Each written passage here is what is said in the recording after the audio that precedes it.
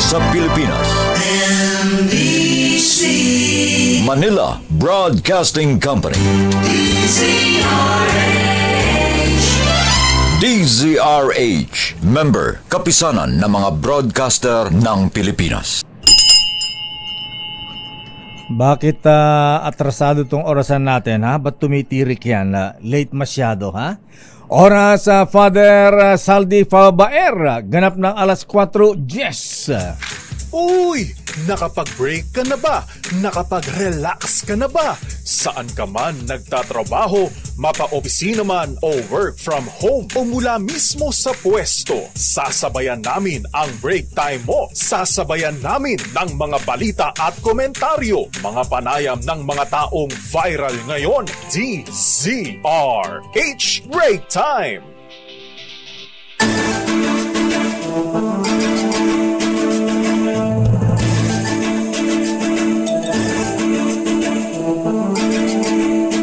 Magandang hapon, Pilipinas. Ako po si Deo Macalma. Ako naman, Thea Pecho Corpuz. At narito ang headlines ng ating mga balita ngayong araw ng Martes at 17 ng buwan ng Setyembre. May bagyo ba? Ba't ang init-init? Sa atin lakay. Bagyong Hener bahagyang lumakas habang nasa West Philippine Sea. Signal number 1 nakataas sa siyam na lugar. Hagupit ng 2 bagyo at habagat, 10 katao ang namatay at 11 naman ang sugatan ayon yan sa NDRRMC. Dating chief ng Philippine National Police nasa umano'y payroll ng Pogo at tumulong para makapusulit si dismissed Mayor Alice Guo ayon siya sa opisyal ng PAGCOR. Wow, sino siya? Sual Mayor Dong Kalugay itinangging may relasyon kay dismissed Mayor Alice Guo. Split na rin yata sila. Samantala, mga supporters ni Pastor Apollo Kibuloy kakasuhan naman ng inciting to sedition ng Philippine National Police. Armed Forces of the Philippines iimbestigahan ang posibleng pagkakasangkot ng reservists sa Angels of Death. Escoda Shoal, target pagtoyan ng Chinese-made facility. Pinaiikutan na ng mabarko ng China ayon sa isang US maritime analyst. Extradition case ni dating Congressman Arnie Teves muling lilitisin sa Timor-Leste. Tindi rin ni Congressman Teves, ha? Samantala, mga empleyado ng Department of Foreign Affairs sa Pasay nabulabog kanina umaga sa bomb threat. Good news para sa ating mga mananakay, MRT-3 at LRT-2 may 3 araw na libreng sakay para sa mga government employees sa anibersaryo ng Philippines Civil Service. Paano man nasa private? Sana all. At unahin natin ang kalagayan ng bagyong Hener. Lumakas pa ang bagyong Hener habang ito ay nasa bahagi na ng West Philippine Sea. Ayon sa Pag-asa, huling namata ng bagyo sa layong 255 kilometers. Hilagang kanluran ng Baguio City. Taglay nito ang lakas na hangin 45 kilometro bawat oras. Malapit sa gitna at may bugso. Gustiness na 55 kilometers per hour. At kumikilos pa kanluran sa bilis na sigurado kayo 45 kph. Super bilis naman ito, ha? Sa sino sumulat? Check nyo kung 45 kph nga to. Bilis nito, ha? Habulin to ng MMDA. Sa forecast ng Pag-asa, posibleng lumakas ng par ang bagyo mamayang gabi o bukas ng umaga. Pero sa ngayon, nakatas pa rin ang signal number 1 sa mga sumusunod na lugar. Northern, northwestern portion ng Cagayan, Mabuyan Islands, Apayao, Abra, Benguet, Dijay, Ilocos Norte, Apo, signal number 1 mat. Ilocos Sur, La Union at maging sa Pangasinan. Ulat panahon pa rin, posibleng pumasok sa loob ng Philippine Area of Responsibility ang bagyong Pulasan mamayang gabi. Ayon sa Pag-asa, oras na ito ay pumasok sa PAR, tatawagin itong bagyong Helen. Habang papasok ang bagyong Helen, posible namang lumabas ang bagyong Hener mamayang gabi o bukas ng umaga. Magiging panandalian lang ang pananatili ng bagyong Helen sa bansa dahil sa forecast, posible rin itong lumabas ng PAR bukas ng hapon o gabi. Sa ngayon, nasa tropical storm category ang magiging bagyong Helen pero hindi iniaalis ang posibilidad na lalakas pa ito.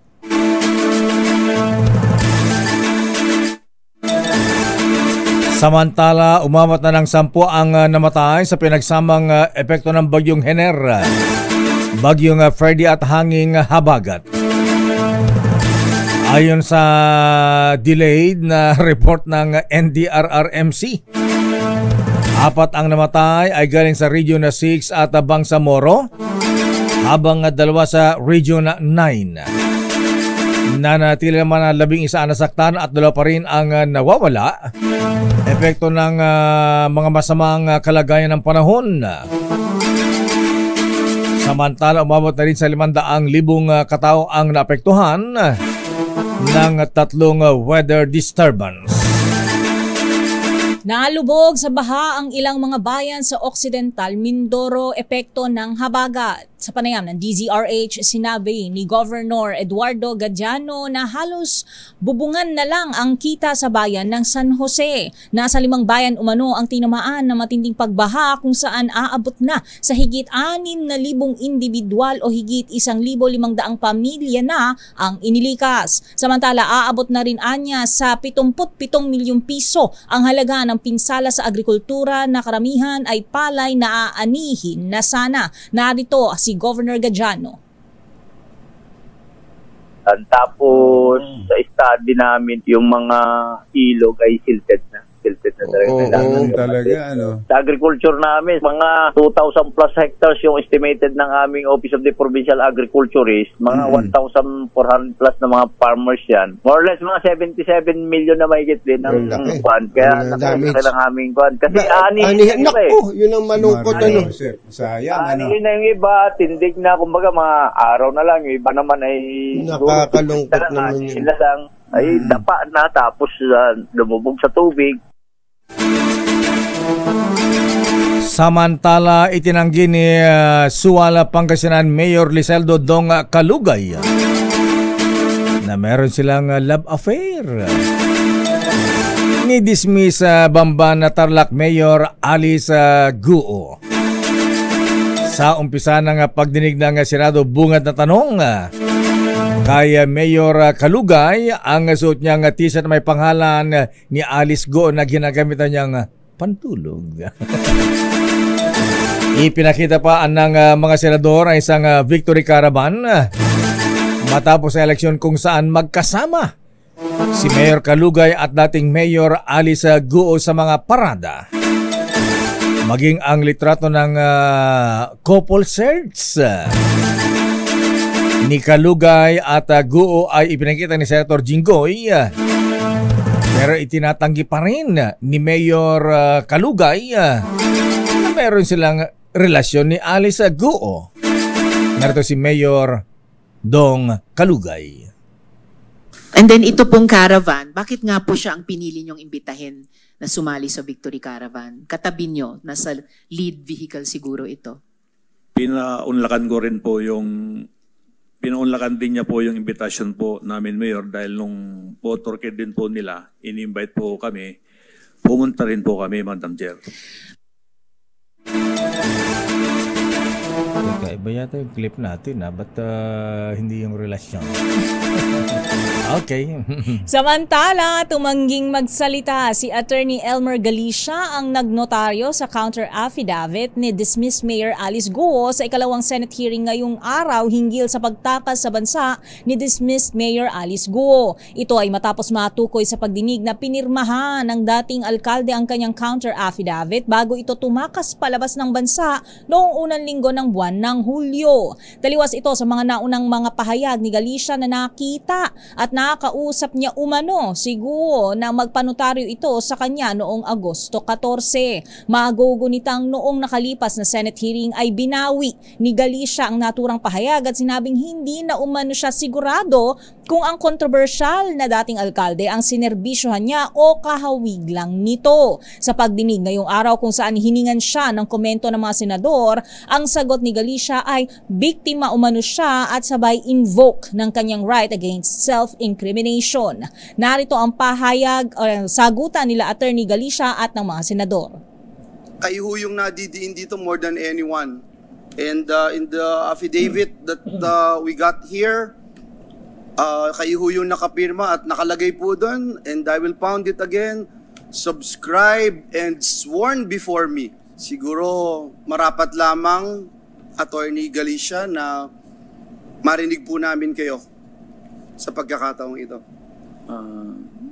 Biktima po ako. I am invoking my right against self-incrimination po. The matter has Attorney, already been please. Biktima Please po don't kayo? take the track of Guo Huaping. Samantala, binigyan diin naman ni Senator Sherwin Gatchalian na malinaw na nagsinungaling umano si Galicia at kung siya ang tatanungin ay dapat umanong kasuhan ng Department of Justice ang naturang abogado. Anong kaso yun? Dati-dati, falsification. Dati-dati, tapang-tapang niya. Ngayon parang pinukpok na kuhol.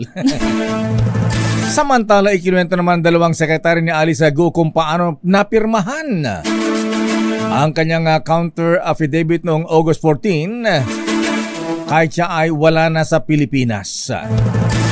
Ayon kay Kata Salazar, tinawagan siya ni Alice Guo at sinabing pumunta sa kanyang bahay sa Bamban para kunin na isang envelope. At dito nakalagay ang huling pahina ng affidavit kung saan nakalagay ang pirma ni Alice Guo at saka siya inutusan na iatas ito sa mga dokumento. Ayon naman kay G. Pepito, inatasyan na siyang pumunta ni Mayor sa Concepcion na Tarlac at nakipagkita sa isang kadante para kumain ng tanghalian. Dito na niya inaabot ang counter affidavit na may pirma ng dating Mayor Alice. Samantala, kinumpirma naman ni Alice Guo na pinirmahan niya ang nasabing affidavit bago siya umalis ng Pilipinas. Kahit hindi pa nabubuo ang counter affidavit para sa iniharap na kaso laban sa kanya. Samantala, nangako ang Bureau of Immigration, nakakasuhan nito ang sinumang tauhan nila na mapatutunhayang tumulong para makatakas si Alice Guo. Sa pagdinig ng Senado, sinabi ni Bureau of Immigration Intelligence Division Chief Fortunato Manahan Jr.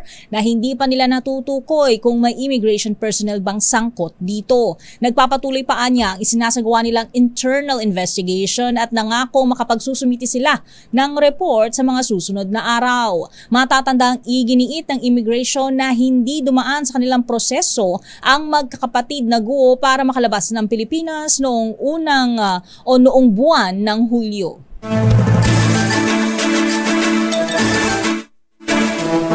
Babalikan natin alam pang detalye ng ating mga balita. Dating chief ng Philippine National Police, di mo rin nasa payroll ng Pogo. At tumulong pa para makatakas si dating Mayor Alice Guo. Wow. Lupit niyan. Samantala, Escudasiol, target ang pagtayo ng Chinese-made facility. Kaya ito'y pinaikutan na naman ng mga barko ng China. Extradition case naman ni dating Congressman Arnie Tebes. Muling lilitisin sa Timor-Leste. Ang detalye ng balitang yan sa ating pagbabalik sa ating palatuntunang Break Time. RH Break Time! Oras, Hermana Rosie Sarangaya, Mr. Cesar Lee at Mr. Michael Ismaygay. Bilis na oras, alas 4:24. Wala kasi akong kaya ibigay sa'yo, kundi Christmas card. Pero di bale, andito naman ako, di ba? mas mahal mo ko kaysa sa Christmas card, di ba? Pero meron pa akong isang regalo sa'yo. Ibubulong ko sa'yo. Do you know that I love you very, very much? Said I'll awake on Christmas morning and find my stockings filled with you.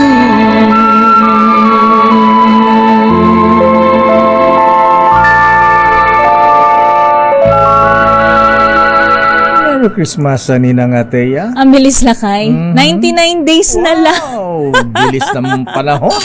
RH Break Time! Balikan natin ang detalye ng mga balita. Ito na ang mga reports. Isang dating chief ng Philippine National Police nakaperol sa Pogo. Wow! At ito daw po ay tumulong din para makatakas si Mayor Alice Go. Alamin natin ang report mula kay Alice number 28, Raymond at Paas. Please come in. Raymond. Mayor, may isang dating chief ng Philippine National Police ang umulit tumatanggap ng payola mula sa operation ng Philippine Offshore Gaming Operator sa bansa. Ito ang nilahad ni retired General Raul Villanueva, ang Vice President for Security ng PAGCOR sa hearing ng Senate Committee on Women and Children. Ayon kay Villanueva, usap-usapan sa intelligence community ang nasabing impormasyon at sa kanyang pagkalam ay under investigation ito sa ngayon. Alin pong PNP units ang binabanggit sa usap-usapan? Hindi PNP unit, ma'am, but personalities. PNP personality. Sino-sino po?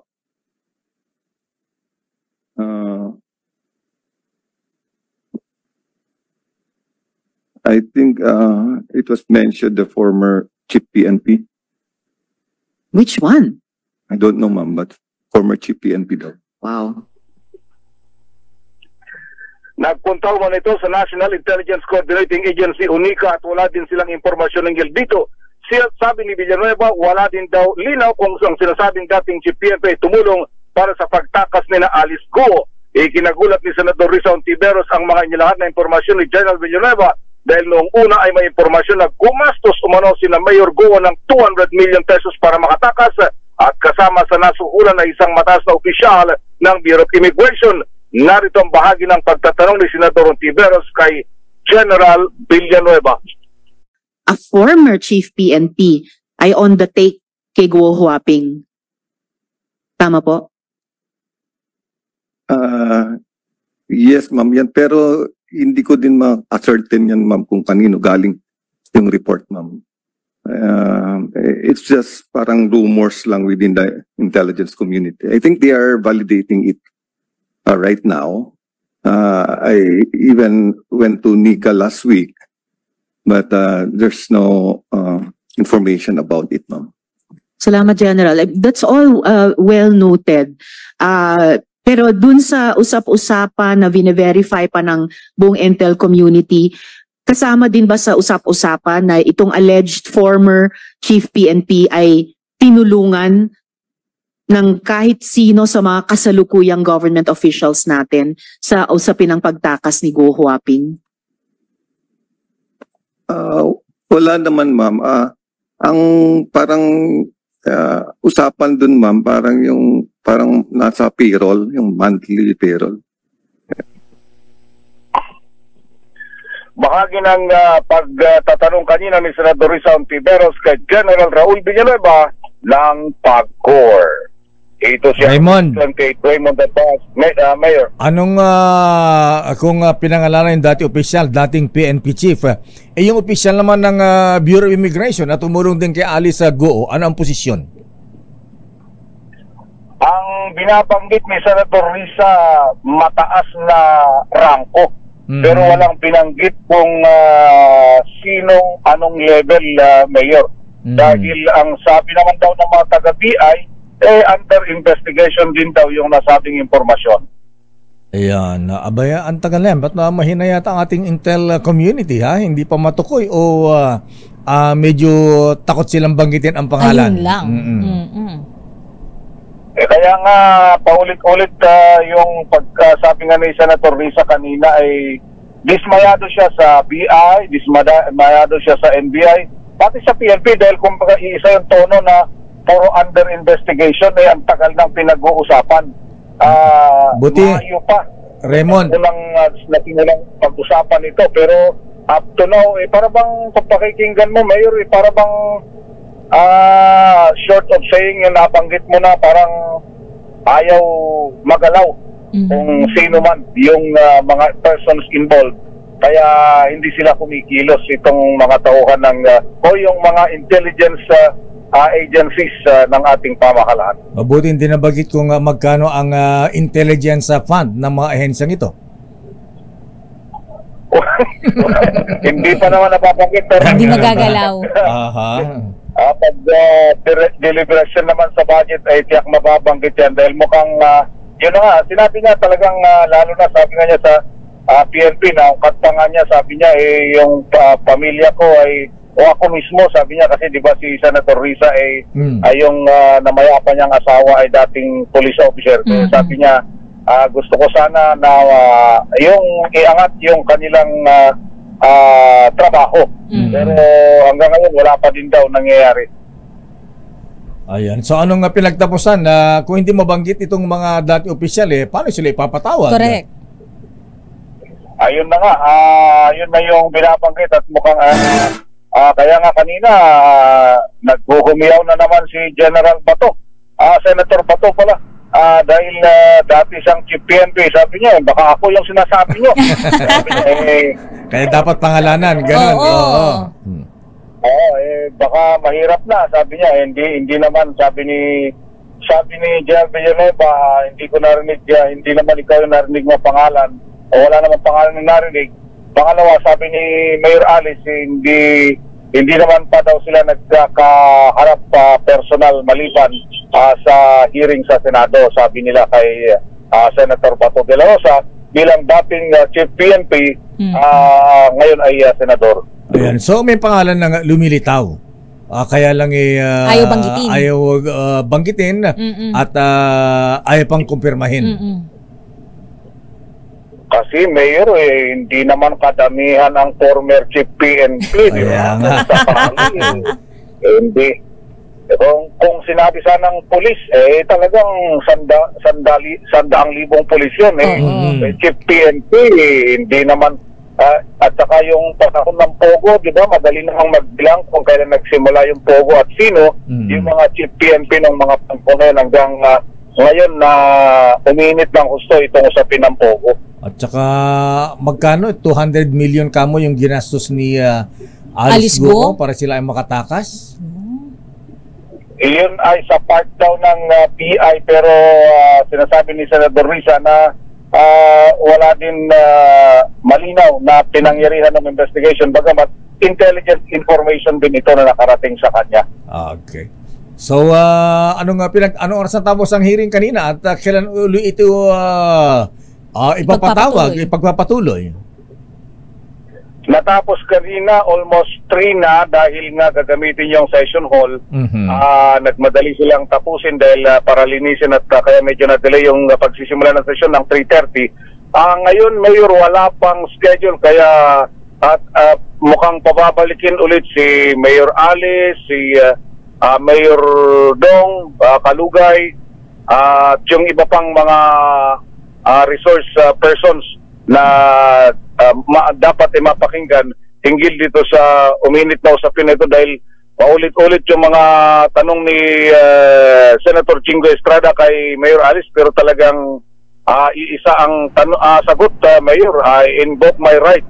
Hindi nga piga. Wala na siyang nakuhang impormasyon dito kay Mayor Alice Guo. Walang mapiga kay Mayor Raymond. Wala. Ito yung talagang kung titignan mo yung demeanor niya, iba ito. Iba. ibang klase talaga. Talagang alam mong dumaan sa masusing pagtama. Mukhang tama si Senator Ping, yung ngayon pinag-uusapan dito sa after ng hearing kanina, na talagang hindi mo magiba. Napakatibay ng loob, at kala mo simula nung nagsimula ang hearing hanggang natapos, yung ngiti niya ganun pa rin, talagang hindi nagbabago. Kaya makipagsabayan. Kaya marami naniwalang spy itong si Alice Guo dahil parang matindi ang training. Hindi mapipitpit. So ikukumpara mo sa ibang naisasalang kasi sa pagdinig, Mayor. Gibaan na to dapat gibaan na, pero ito talagang wala, yung nag-iimbestiga ang tumutupi dahil wala nang mapiga. Kaya ito gano'n ang nangyayari. At saka parang cool lang Alice Guo, hindi man lang yung ba dyan nangungupete na, nervous na, pero siya ay relax, chill lang. Relax, ang ganda ng ngiti. Ayan nagtanong ng pabiro si Senator Jinggoy, kaya niyang sabayan. Wala talaga.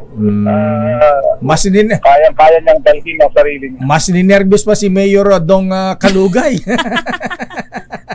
Hindi sanay. Di ba? So tama pala yung tinatanong mo dati, Mayor, na si confirm kanina ni General Karamat. Dati pala talagang pulis itong si Mayor Kalugay. Naging bodyguard yan ni Governor Espino ng Pangasinan. Yan siguro yun. Yun yung kaya pala sabi niya, hindi naman niya, in fairness kay General Karamat, hindi niya man na itinatanggi na kakilala niya dahil nga dati siyang pulis itong si Mayor Kalugay. Ayan, yan tinatawag Raymond na the power of love. Pero hindi natakot si Alice Guo ngayon sa hearing, Lakay, Raymond. Dati last time kasi parang lagi siyang takot, 'di ba? Na baka merong tumumba sa kanya. Ngayon wala.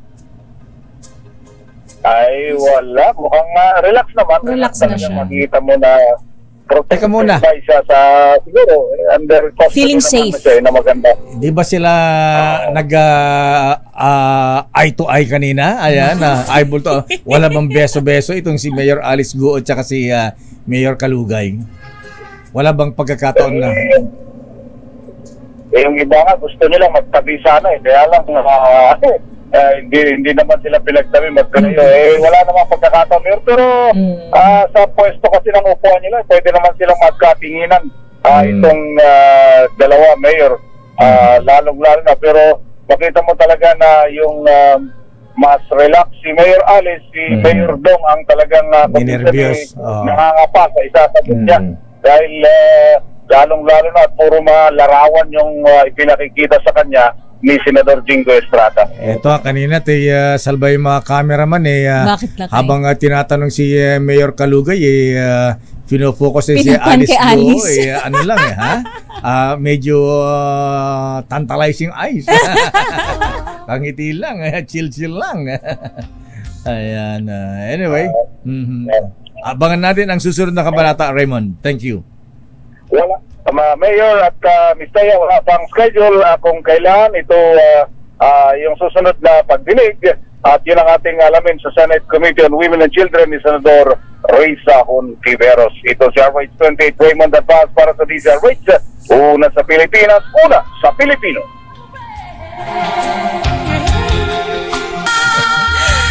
Samantala, siya ba ang lady, Lakay? Siya ba ang lady? Basa. Alice Guo, Cassandra Leong at Attorney Harry Roque ipatatawag sa Quadcom hearing sa Huwebes. Idetalye mo RH12 Milky Rigonan. Manang Milky.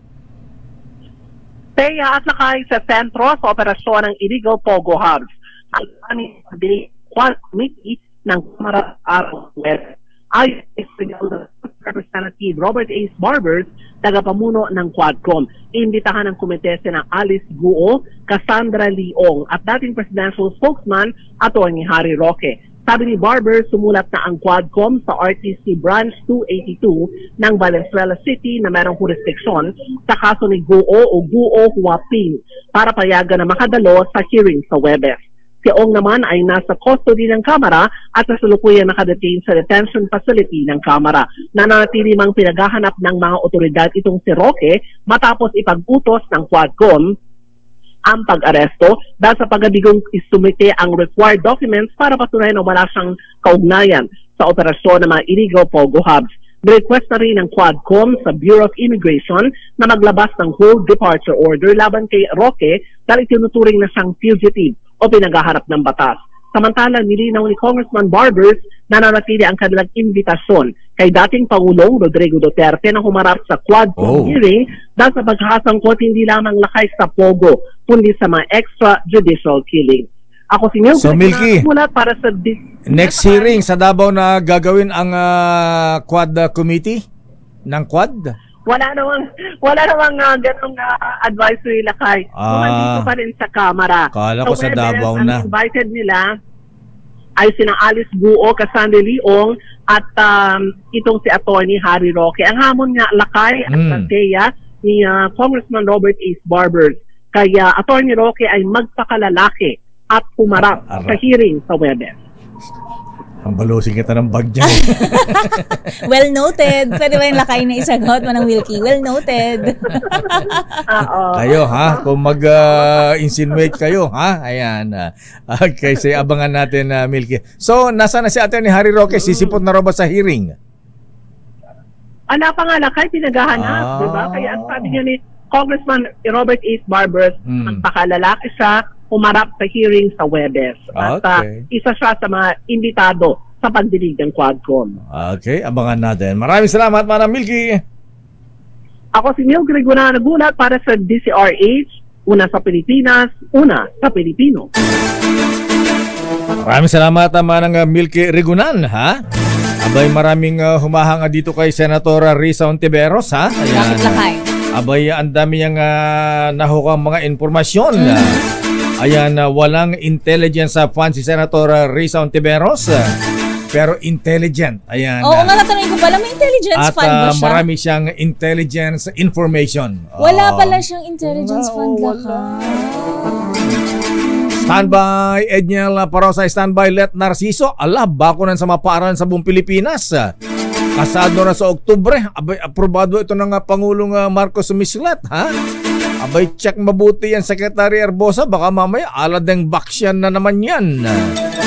Standby, Val Gonzales, Nochikakas at Grace Vera Sansano. Oras, Mistea. Alas 4:49. Oras ganap na alas 4:55. Naka 5 minutes na lang. Happy birthday muna kay Attorney Rudy Diaz at Corina Diaz, Dr. Lester Suntay, at ganoon din kay Kuya Amiel Songko at Engineer Jose Perez ng Baguio City at Kuya June Sioso ng Hiram Lodge. Sa ating mga balita, Escoda hindi kontrolado ng China.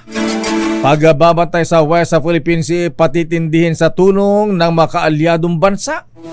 Ayon sa AFP. Edniel Parosa, please come in. Edniel. Lakay, tinayak ng Armed Forces of the Philippines na hindi kontrolado ng China, Escoda Shoal sa kasalukuyan sa kabila ng paglisa ng Philippine Coast Guard flagship na BRP Terasa Magbanwa. Paliwanag ni Rear Admiral Roy Vincent Trinidad, tagapagsalita ng Navy sa West Philippine Sea.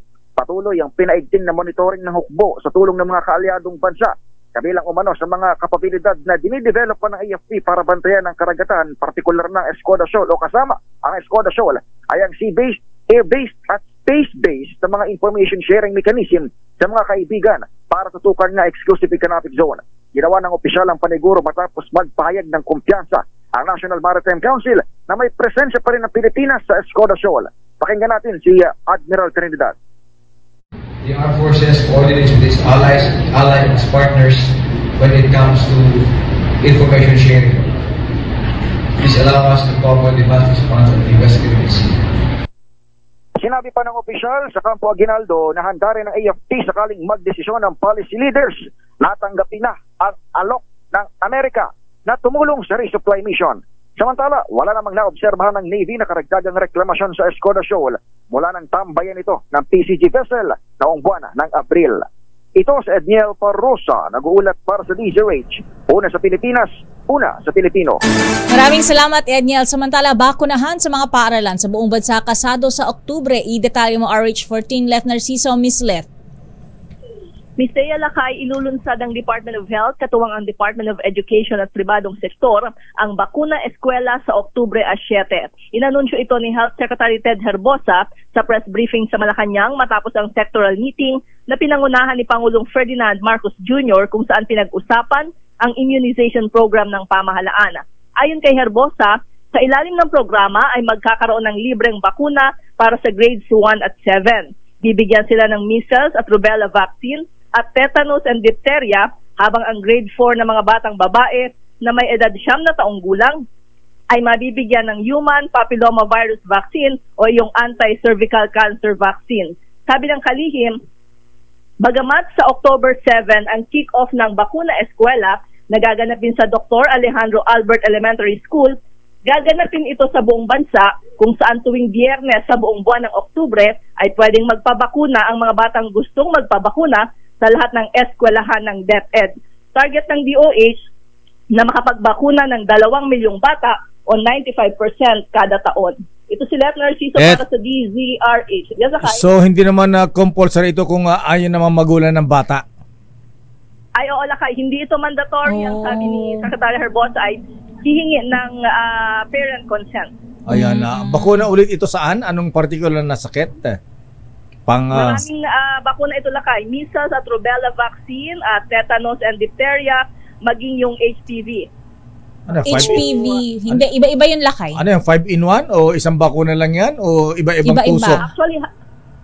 Actually, halos lahat dito, Lakay. Ang binabanggit kung hindi ako nagkakamali, parang 11 hanggang 16 na klase ng bakuna. Kasi, di ba sa mga baby, bago mag 1-year-old, maraming bakuna yan eh. So, kasama yung Lakay. Dapat samantalahin nito ng ating mga kababayan kasi sa pribadong Lakay, private health, napakamahal ng bakunang ito. Pero dapat check mabuti ng DOH yan. Baka mamaya maaladeng baksya tayo, ha? Ayan, naalala mo, dami namatay dyan. Yung matatagal ng bakuna talaga, mga Lakay. Protocol vaccine siya, Lakay. Okay, ayan, di mabuti. Maraming salamat, Miss Let. Balik sa inyo, Lakay at Miss Thea. Samantala, Social Protection Program ng gobyerno sa Sulu magpapatuloy kahit hindi na ito kasama sa BARM ayon kay Secretary Gatchalian. Val Gonzales, please come in. Val. Mayor, tiniyak ng Department of Social Welfare and Development na magkakaroon ng sapat na pondong lalawigan ng Sulu para sa mga serbisyo sa mga residente rito. Itong pahayag ni DSWD Secretary Rex Gatchalian sa gitna ng Supreme Court ruling na hindi may samang nasabing lalawigan sa Bangsamoro Autonomous Region in Muslim Mindanao o BARMA. Ayon kay Secretary Gatchalian, nakikipagtulungan ng DSWD sa Department of Budget and Management para sa tuloy-tuloy na serbisyo ng pamahalaan dito. Kabilang aniya ay ang kabilang aniya sa plano ay ang alisin ng orihinal na pondong laan sa Sulu mula sa BARM pabalik ng Central Office at gagamitin bilang augment fund sa Zamboanga Peninsula kung saan mapapabilang na rehiyon ang probinsya ng Sulu. Dahil dito giit ng pinuno ng DSWD, hindi maapektuhan ang mga programa at serbisyo na ibinibigay ng ahensya sa Sulu. Kabilang na dito ang Pantawid Pamilyang Pilipino Program, Sustainable Livelihood Program, Social Pension for Indigent, Senior Citizens, at iba pa dahil ang mga ito aniya ay mga tulong na direktang ibinibigay sa mga benepisyaryo.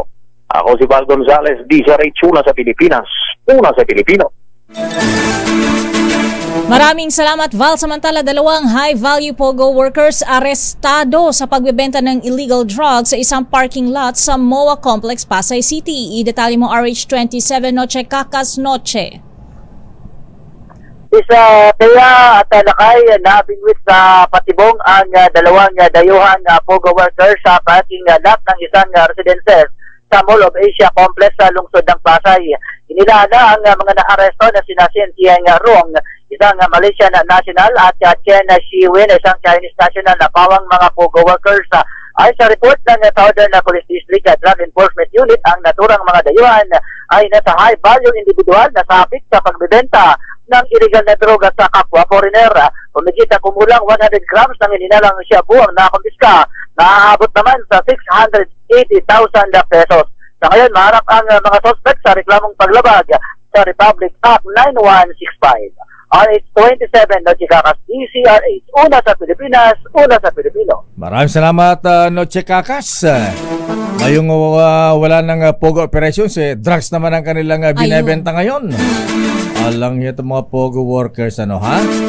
Samantala, 7 kataong nasugatan sa nangyaring karambola ng 3 sasakyan sa National Highway sa Aritaw, Nueva Ecija. Grace Vera Sansano, please come in. Gracia.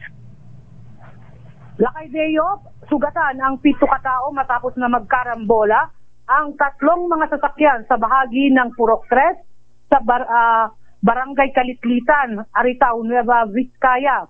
Nangyari ito kanina lamang matapos nga na mawalan ng kontrol ang isa sa mga driver dito. Batay sa report ng PNP Nueva Vizcaya ay kabilang ang sa magkakamag-anak na mga nasugatan ay ang 4 na taong gulang na bata. At ito ay ang pinakamatanda naman ay nasa 55 taong gulang. Batay pa sa report, ang mga sasakyan na nagkarambola kabilang ang isang Toyota Hilux, isang van at isang trailer truck.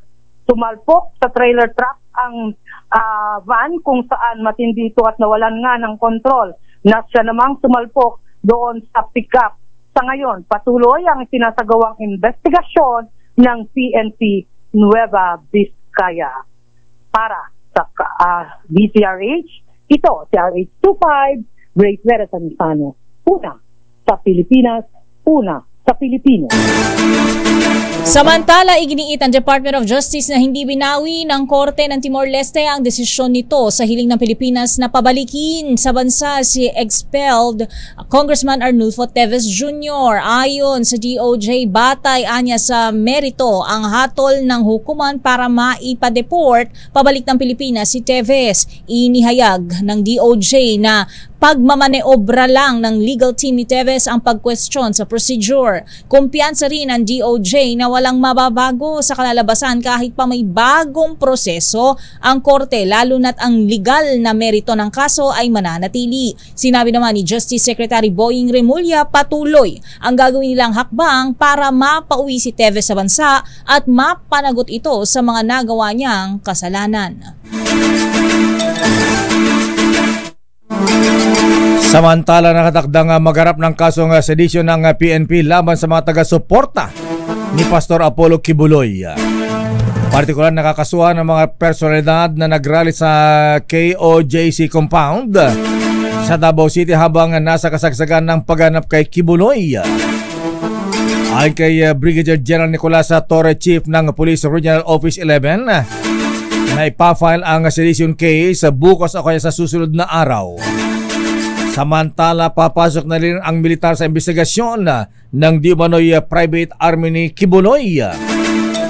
Ayon naman kay Philippine Army Deputy Chief for Public Affairs Colonel Ray Balido, nakikipaugnay na sila sa PNP sa ulat na may reservist sa umano'y Angels of Death. Sa press briefing sa Campo Crame, kinumpirma ni Balido na accredited bilang reservist ang ilang miyembro ng Kingdom of Jesus Christ, pero wala sang inisyo na service sa firearms. Balitang sports mula kay Kristan Carag. Alas sa Pilipinas head coach na nakiusap sa Filipino volleyball fans na suportahan ang national team. Kristan Carag, please come in. Kristan. Cheer for Filipinos. Ito nga ang naging panawagan ni bagong talagang Alas Pilipinas head coach Angelino Frigoni.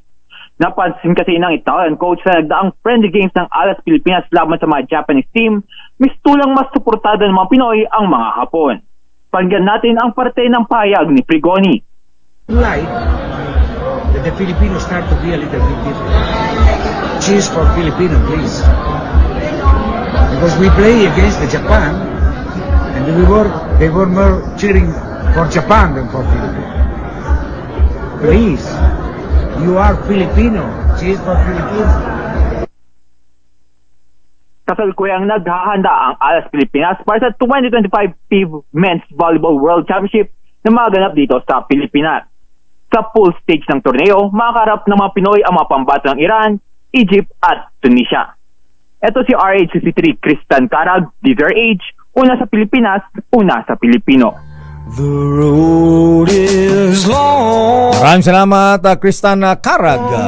Uy, happy birthday muna kay Martin Tobias at advance happy birthday kay Bossing Ray Langit. Attorney Jimmy Policarpio ng IBC 13 at si paring Joe Taruk bukas. Paring JT, kumusta ka na, ha? At yan ang kaban natin palatuntunang break time. Ako po si Deo Macalma. Ako naman, Thea Pecho Carpuz. Susunod na, mga balansyadong balita. Chairman of the Board Henry Uri at Miss Kay Karen Oyong, Filipino citizen. Bye-bye. He ain't